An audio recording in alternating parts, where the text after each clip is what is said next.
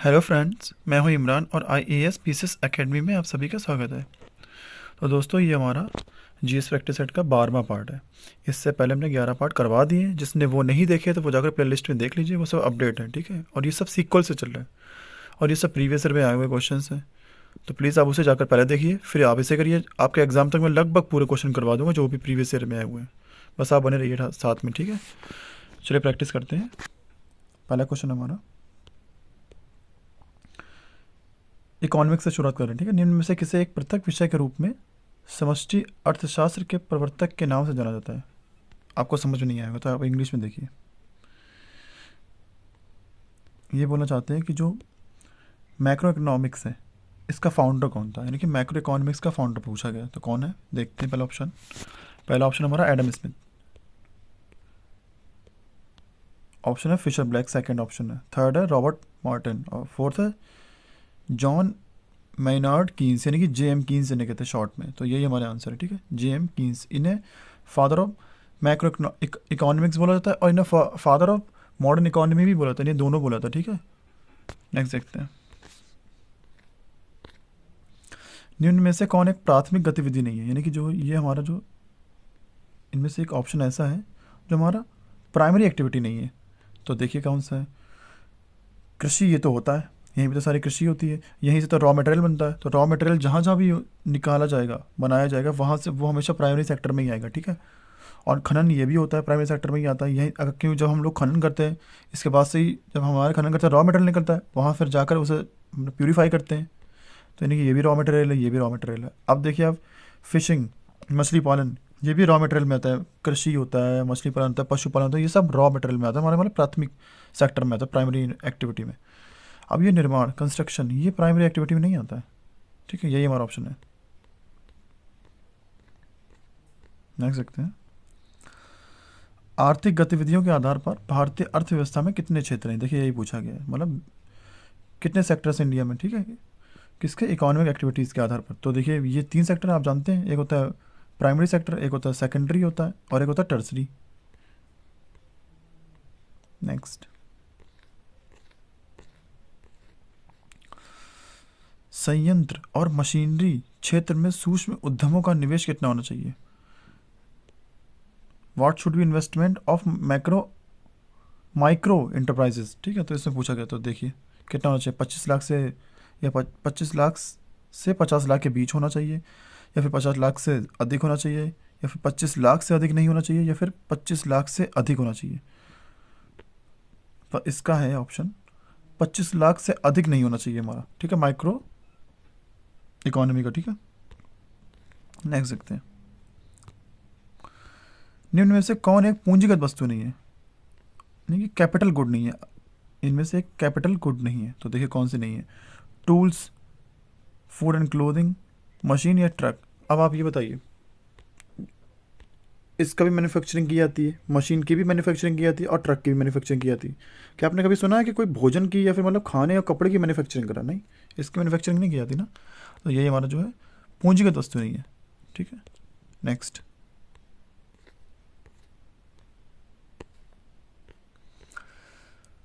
समतल सतह पर गिराए जाने पर जल की बूंदें हमेशा गोल आकार क्यों धारण कर लेती हैं। यहाँ से हमारी साइंस शुरू हो गई, ठीक है। तो मतलब ये बोल रहा है कि जो हमारी जो समतल सतह पर बूंदें गिरती हैं तो वो गोल हो जाती हैं, ऐसा क्यों। तो पहला ऑप्शन हमारा गुरुत्वाकर्षण के कारण, या फिर वायुमंडलीय दाब के कारण, ये सेकंड ऑप्शन है। और थर्ड ऑप्शन है हमारा वायु में मौजूद भंवर धारा के कारण, या फिर अणुओं के द्वारा पृष्ठ तनाव के कारण। अब आप ये बताइए, इसका आंसर तो ये डी है, ठीक है। देखिए एक चीज़ जानिए, हर हर वस्तु अपने आप में सिकुड़ने की कोशिश करती है। जैसे कि बूंदें जब गिरती हैं वो सिकुड़ने की कोशिश करती हैं, क्यों करती हैं? क्योंकि सरफेस टेंशन होता है, ठीक है, हमेशा, ठीक है। ये याद रखिएगा आप, सरफेस टेंशन के चक्कर में हर वस्तु हमेशा सिकुड़ने की कोशिश करती है। इसी तरह बूंद जब गिरती है ना तो वो हमेशा सिकुड़ने की कोशिश करेगी। तो ये रीज़न इसका, गोल हो जाती हैं बूंदें। नेक्स्ट, यदि पानी से भरी कांच की बोतल को ढक्कन से बंद करके फ्रीजर में रख दिया जाए तो क्या होगा। मतलब ये बोल रहा है कि कांच की बोतल को हम लोग पानी से भर दें और उसे फ्रीजर में रख दें तो क्या होगा।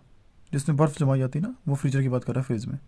तो क्या होगा, जमने के बाद कांच की बोतल वायुमंडलीय दाब के कारण ये विकृत हो जाएगी, या फिर अंततः बर्फ़ के कारण कांच की बोतल फट जाएगी, या फिर कुछ नहीं होगा, या फिर पानी के बर्फ़ के रूप में जम जाने पर कांच की बोतल का वजन बढ़ जाएगा। तो देखो क्या होगा, जब पानी की बोतल को जो हम लोग भर कर फ्रीजर में रख देंगे, वो भी कांच की, तो वो क्या हो जाएगी, वो उसमें इतना प्रेशर बन जाएगा कुछ देर बाद कि वो फट जाएगी। ठीक है, नेक्स्ट। लैक्टोमीटर दूध के नमूने की शुद्धता निर्धारित करने के लिए उपयोग किया जाता है। ठीक है, और हाइड्रोमीटर्स किसके लिए, तरल पदार्थों के घनत्व के लिए।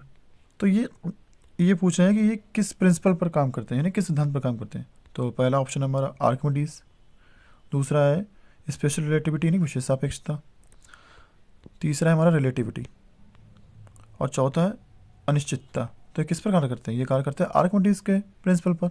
ठीक है, आर्किमिडीज के प्रिंसिपल क्या होता है, ये आगे क्वेश्चन आकर आपको बताएंगे। नेक्स्ट क्वेश्चन हमारा चांदी का अपेक्षिक घनत्व पूछा, कितना होता है, यानी कि रिलेटिव डेंसिटी। तो कितनी होती है 10.8, इसे डायरेक्ट याद कर लीजिए, ये आपको याद करके जाना है। रिलेटिव डेंसिटी करीब 10 से 15 धातुओं की याद कर लीजिएगा। ठीक है, नेक्स्ट। किसी तरल माध्यम में आंशिक या पूर्णतः डूबी वस्तु पर लगने वाला उत्प्लावन बल उस वस्तु द्वारा विस्थापित तरल के भार के बराबर होता है। मतलब ये कह रहा है कि जब हम लोग किसी भी तरल माध्यम में लिक्विड में जब कोई वस्तु डालते हैं, तो जितना वस्तु का भार होता है, जल हमारा उतना ही हटता है, विस्थापित होता है। यानी कि जितना भी वस्तु का भार होगा, हमारा जल उतना ही विस्थापित हो जाएगा, वहाँ से उतना ही जल निकलेगा। तो ये कौन सिद्धांत है, यही सिद्धांत आपको बताना था ऊपर में, ये होता है आर्किमिडीज का सिद्धांत। मतलब आर्किमिडीज का सिद्धांत क्या कहता है कि जितना भी हम लोग जितने वेट की वस्तु को हम पानी में डालेंगे, जितना उसका वस्तु का वेट होगा, उतना ही पानी वहाँ से निकल जाएगा। नेक्स्ट देखते हैं।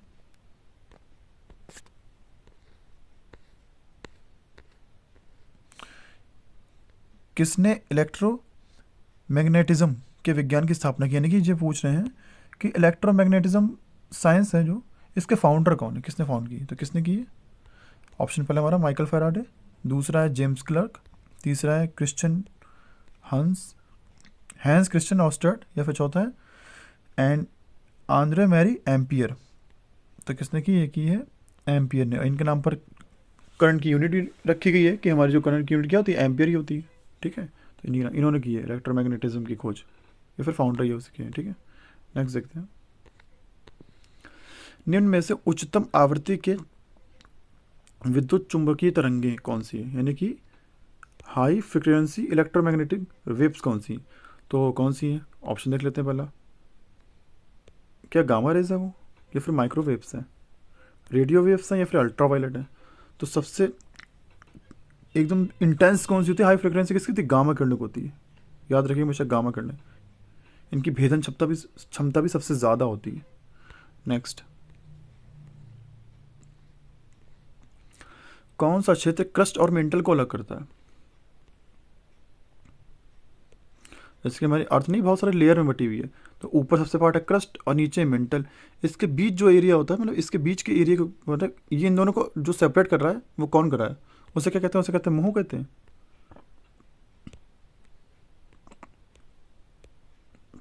या फिर स्ट्रेटोस्फीयर कहते हैं, या फिर लिथोस्फीयर कहते हैं, या फिर एस्थेनोस्फीयर कहते हैं, उसे कहते हैं मुंह। जो क्रस्ट होती है और जो मेंटल होती है, इसके बीच जो एरिया होता है जो इन दोनों को डिवाइड कर रहा है, इसे कहते हैं मुंह। याद रखिएगा आप। ठीक है, मुंह सिर्फ कहते हैं वैसे तो। नेक्स्ट देखते हैं। भूकंप को मापने में उपयोग किए जाने वाले तीव्रता के पैमाने की सीमा क्या है, यानी कि जो हम लोग जो अर्थक्वेक मेजर करते हैं, तो उसकी रेंज पूछी कितनी होती है, 1 से 12 होती है, या फिर 1 से 7 होती है, 1 से 5 होती है, 1 से 15 होती है। तो 1 से 7 से ज़्यादा तो आपने सुना भी होगा, रिक्टर स्केल पर 9 पर इंडोनेशिया में ही भूकंप आया था। तो यानी कि कितनी हो सकती होगी, ये होती होगी 1 से 12 तक होती है। यानी कि अगर जितना ही हम आगे बढ़ेंगे, 7, 8, 9, ये बहुत तेज भूकंप होंगे। और कहीं अगर आप 11-12 पे आ गए, तो समझ लीजिए तबाही है, और कुछ नहीं है। नेक्स्ट देखते हैं। धरती चीज़ों को अपनी तरफ जिस बल से खींचती है उसे क्या कहते हैं, यानी कि जो हम लोग ज़मीन पर चल पा रहे हैं, या कोई भी चीज़ ज़मीन से टिकी हुई है, उड़ नहीं रही है हवा में, उसे कहते हैं ग्रेविटी। तो ईजी। नेक्स्ट, कौन सा उपकरण भूकंप के दौरान सतह पर आने वाली तरंगों को दर्ज करता है? ये आपको मैंने कल बहुत अच्छे से समझाया था। सिस्मोग्राफ होता है ये, मतलब जो हमारे अर्थक्वेक को मीज़र करता है वो सिस्मोग्राफ होता है। और जो यूनिट होती है वो होती है रिक्टर स्केल। ये याद रखिए, यूनिट होती है रिक्टर स्केल, और जो मतलब जो डिवाइस होती है, इंस्ट्रूमेंट, वो होता है सिस्मोग्राफ। ठीक है, नेक्स्ट। लाखों वर्ष पहले भारतीय उपमहाद्वीप मुख्य भूमि से किस विशाल समुद्र द्वारा अलग किया गया था? मतलब ये बोल रहे हैं कि जो हमारा इंडिया है, ये किस सागर से अलग होकर बटा है? मतलब ये बना है तो ये बहुत साल पहले की बात हो रही है, गोंडवाना लैंड के टाइम की। और किससे बना? ये टेथिस सागर था, इससे अलग होकर भारत की स्थापना हुई है। ठीक है, इंडिया की। विश्व संपादक फोरम के पहले भारतीय बोर्ड सदस्य थे? तो ये अब स्टैटिक जीके आ गई, ये आपको याद करनी पड़ेगी। तो किसके थे? मतलब वर्ल्ड एडिटर्स फोरम के फर्स्ट कहते संपादक कौन थे, ये पूछा गया था। कौन थे? ये थे बाची करकरिया। ये डायरेक्ट ऐसे कर लिया आप। ठीक है, स्टैटिक जीके का वेटेज बहुत ज़्यादा है एसएससी एग्जाम में, इसलिए बहुत अच्छे से पढ़िए आप। चंद्रमा पर भारत का पहला मिशन चंद्रयान-1 शुरू किया गया था? कब शुरू किया गया था? कहाँ से शुरू किया था? ये पूछा गया। श्री शैलम से किया गया था, या फिर श्री कालाहस्ती से किया गया था, या श्री काकोलम से, या फिर श्री हरिकोटा से? तो कहाँ से किया गया था? ये किया गया था श्री हरिकोटा से। ठीक है, नेक्स्ट देखते हैं। और फ्रेंड्स, अगर आपको हमारी वीडियो अच्छी लग रही है तो प्लीज़ मेरी वीडियो को लाइक कीजिए, और हमारे चैनल को सब्सक्राइब कीजिए, और कमेंट कीजिए, बताइए कैसा लग रहा है आपको वीडियो। ठीक है, और बताइए आपको कैसा चाहिए, स्टैटिक जीके ज़्यादा चाहिए, फिर हिस्ट्री, या फिर ज्योग्राफी। जो भी आपको ज़्यादा चाहिए वो हम लोग प्रोवाइड करवाएंगे। भारत की सबसे पुरानी रिफाइनरी पूछी है। ठीक है, तो भारत की सबसे पुरानी रिफाइनरी देखते हैं कहाँ, जामदीप में या फिर पारादीप में है? जामनगर या फिर पारादीप, या फिर पानीपत में, या डिगबोई में? तो कहाँ ये डिगबोई में। ठीक है, सबसे पुरानी भारत की। ये किसने बनवाई थी? यूके के जरिए लगवाई गई थी, यूनाइटेड किंगडम के जरिए।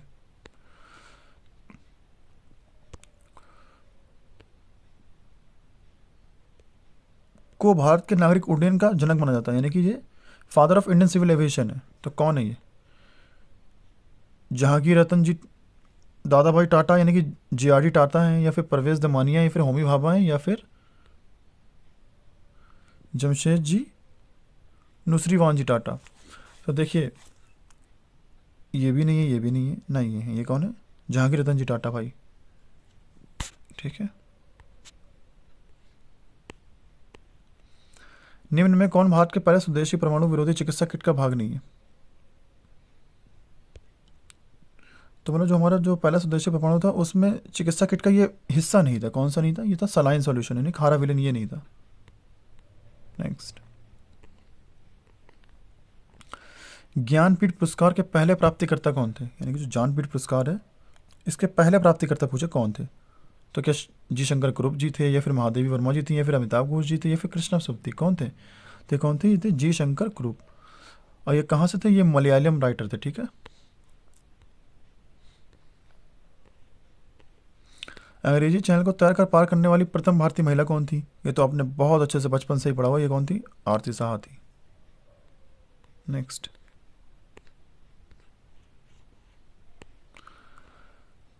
पांचवें सिख गुरु ने आदि ग्रंथ का संकलन किया था, जो सिख धर्मशास्त्र का पहला औपचारिक संस्करण था। यह कल भी बताया था हमने आपको। आदि ग्रंथ की संकलन किसने किया था? ये कहते गुरु अर्जन देव ने किया था। ये पांचवें हमारे सिख गुरु थे। अगर ऐसे ना बताओ तो आपको पांचवा पता होना चाहिए कौन थे। पांचवें थे गुरु अर्जन देव, वरना ये पता नहीं कि कौन किसने किया था। आदि ग्रंथ किसने रचना की थी अर्जन देव ने। और हरमिंदर साहिब भी इन्हीं नहीं बसाया था, जिसका बाद में सौंदर्यीकरण किसने किया था? महाराजा रणजीत सिंह ने किया था। बाद में उसका नाम गोल्डन टेम्पल पड़ गया। ठीक है, नेक्स्ट देखते हैं। गुरु नानक देव का जन्म कहाँ हुआ था? आज ये गुरु नानक देव का जन्म पूछा कहाँ पर हुआ था। ठीक है, तो कहाँ पर हुआ था? क्या गुरदासपुर में हुआ था, या फिर जलालाबाद में हुआ था? जलालाबाद, या फिर फिल्लौर में हुआ था, फिर तलवंडी में हुआ था? तो ये कहाँ हुआ था? ये हुआ था तलवंडी में। और तलवंडी कहाँ पर है वर्तमान में तलवंडी कहाँ है? लाहौर में है, पाकिस्तान में। ठीक है, इनका जन्म यहीं हुआ था। नेक्स्ट देखते हैं। सिख गुरु का नाम बताइए जिन्होंने पंजाबी भाषा लिखने के लिए गुरुमुखी लिपि का विकसित की। तो कौन से गुरु ने पंजाबी गुरुमुखी लिपि विकसित की? तो की थी गुरु अंगद देव ने। ठीक है, और ये हमारे कौन से नंबर गुरु थे? ये याद रखिए, ये थे दूसरे नंबर गुरु। इन्होंने गुरुमुखी की स्थापना की थी। ठीक है, नेक्स्ट देखते हैं।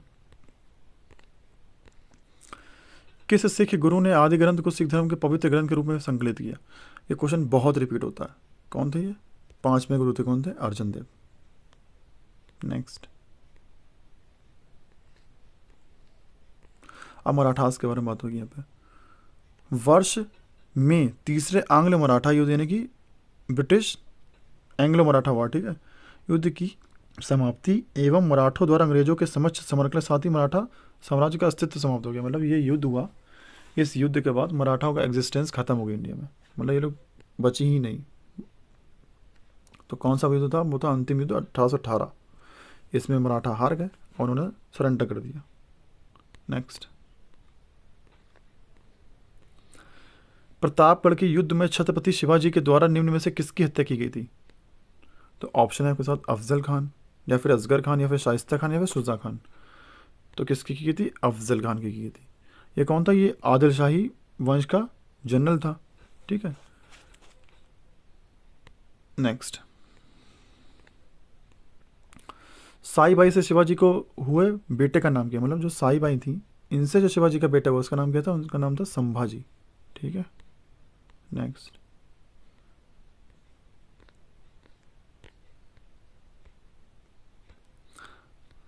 भारतीय संविधान के अनुच्छेद 49 में निम्न में से कौन सा प्रावधान है? तो आर्टिकल 49 के बारे में पूछा, आप बताइए, पढ़िए। बच्चों के निःशुल्क तथा निवार्य शिक्षा का प्रावधान, या फिर प्राकृतिक महत्व के स्मारकों तथा स्थानों तथा वस्तुओं का संरक्षण, या फिर कारखानों तथा खादानों में 14 वर्ष से कम उम्र के रोजगार पर प्रतिबंध लगाया गया, इतने वर्ष से कम बच्चे नहीं होने चाहिए, ठीक है। और अंतर्राष्ट्रीय शांति तथा सुरक्षा को बढ़ावा, तो कौन सा था ये? आर्टिकल 49 बताता हमारा क्या? Protection of monuments, protection of monuments and places and objects of natural importance, ठीक है, जो वस्तुओं का संरक्षण करने बताता है, स्मारकों के बारे में, ये हमारा 49 बताता है। और ये किस में आता है? टीपीएसपी में आता है, ठीक है। भारतीय संविधान का कौन सा अनुच्छेद मौलिक अधिकारों को लागू करने के लिए संवैधानिक उपचार प्रदान करता है? इसका मतलब समझे, इसका मतलब क्या? ये बोल रहा है कि जैसे कि हमारा कोई भी राज्य या फिर अगर हमारे देश अगर हमारे मौलिक अधिकारों का हनन करता है कोई भी राज्य, तो हम लोग पता सीधे सुप्रीम कोर्ट जा सकते हैं इस आर्टिकल के जरिए। वैसे हम लोग सुप्रीम कोर्ट कभी भी डायरेक्ट नहीं जा सकते, अपना कोई भी केस लेके हम लोग डायरेक्ट नहीं पहुंच सकते, उसके लेयर बाई लेयर जाना पड़ता है, स्टेप बाय स्टेप। जैसे कि हम लोग पहले डिस्ट्रिक्ट कोर्ट में जाएंगे, फिर अपर कोर्ट में जाएंगे, फिर हाई कोर्ट में जाएंगे, फिर इसके बाद अगर कुछ हुआ तब जाके हम सुप्रीम कोर्ट जाएंगे, ऐसा होता है। लेकिन ये जो हमारा मतलब हमारा जब भी फंडामेंटल राइट्स की बारी आएगी और उसका कोई वॉलेशन करेगा तो हम लोग डायरेक्ट पहुँच सकते हैं सुप्रीम कोर्ट में। तो ये आर्टिकल कौन सा है? ये आर्टिकल हमारा 32। हमारा कोई फंडामेंटल राइट्स वॉयलेट हो रहा है तो हम सीधे सुप्रीम कोर्ट जा सकते हैं। ये बहुत बड़ा अधिकार मिला हुआ है हमें इसी आर्टिकल के तहत, और इसे अम्बेडकर ने संविधान की आत्मा भी बोला। ये आर्टिकल 32 को ही संविधान की आत्मा बोला उन्होंने, ठीक है। नेक्स्ट देखते हैं। भारतीय संविधान के आर्टिकल 80 के अनुसार राज्यसभा में अधिकतम कितने सदस्य सकते हैं? यानी कि मेंबर मैक्सिमम स्ट्रेंथ पूछेगी राज्यसभा कितनी हो सकती है, तो 245 या 250 या फिर 235 240 कितने हो सकते हैं? ये हो सकते हैं 250, और जिसमें कि 238 इलेक्ट होकर रहते हैं, ठीक है, इनका चुनाव होता है। और जो 12 हैं वो क्या था? राष्ट्रपति जी क्या करते हैं? नामांकित करते हैं, ठीक है, 12 लोगों का। साहित्य के क्षेत्र में कहीं स्पोर्ट्स से ले लेते हैं, कहीं कहीं से ले लेते हैं, ठीक है। 12 लोगों का नामांकन होता है और 238 इलेक्टेड होते हैं। नेक्स्ट देखते हैं।